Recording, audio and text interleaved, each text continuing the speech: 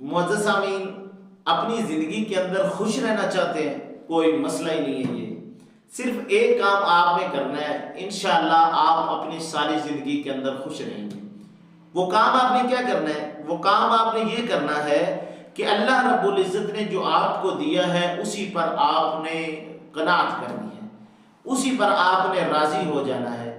जिस दिन आप उस बात पर राज़ी हो गए जितना अल्लाह रब्बुल इज़्ज़त ने आपको दिया है, उस दिन से आपकी ज़िंदगी के अंदर खुशियाँ आना शुरू हो जाएंगी।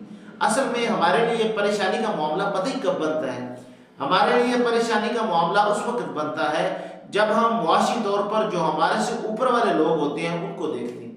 जिसके पास जूती ना हो उसके लिए फर्जी खुशी यही होती है कि उसको जूती मिल जाए, भले वो पुरानी ही क्यों ना हो। और जिसके पास पुरानी जूती आ जाए उसके लिए फर्जी खुशी ये होती है कि उसको नई जूती मिल जाए। जिसके पास नई जूती आ जाती है उसके लिए फर्जी खुशी ये बन जाती है कि अच्छी जूती आ जाए।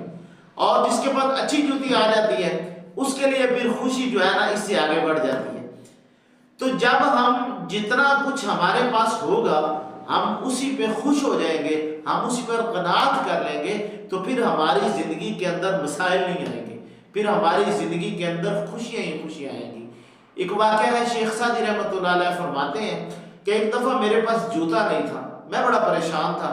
मैं दमिश्क की जामिया मस्जिद में गया तो मैंने देखा वहां पर एक बंदा ऐसा भी था कि जिसके पाँव ही नहीं थे। तो मैंने अल्लाह का शुक्र अदा किया कि या अल्लाह पाक तेरा शुक्र है कि तूने मुझे पाँव तो दिए हैं। तो जब हम मुआशी तौर पर अपने से नीचे वाले लोगों को देखेंगे तो फिर हमारी ज़िंदगी के अंदर खुशियाँ ही खुशियाँ होंगी। अल्लाह रब्बुल इज़्ज़त से दुआ है कि अल्लाह रब्बुल इज़्ज़त हम सबको क़नाअत करने की तौफ़ीक़ अता फ़रमाए। आमीन व मा अलैना इल्लल बलागुल मुबीन।